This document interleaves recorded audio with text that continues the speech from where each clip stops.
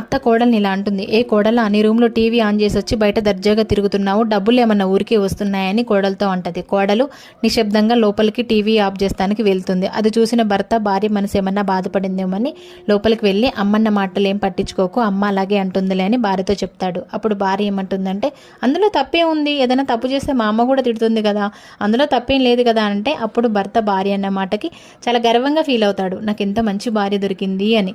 అయితే ఒకరోజు ఏమవుతుందంటే అత్త ఎంతసేపైనా భోజనానికి రాకుండా ఫోన్ మాట్లాడుతూనే ఉంది.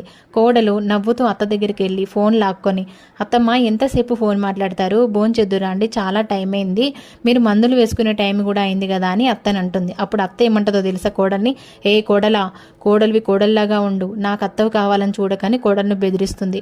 కోడలు ఏడుస్తూ లోపలికి వెళ్ళిపోతుంది. అలా కాసేపటికి కోడలు ఎవరితోటో ఫోన్ మాట్లాడుతున్నట్టుగా అత్తకి వినిపిస్తుంది.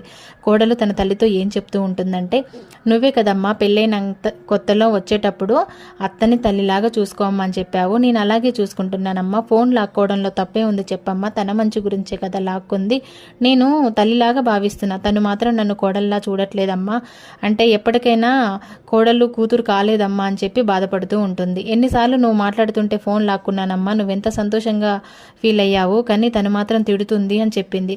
ఇంకా కోడలు ఏమన్నదంటే, అమ్మా ఇంకా 2 రోజులు ఓపిక పట్టుకుంటాను, ఇంకా 2 రోజులు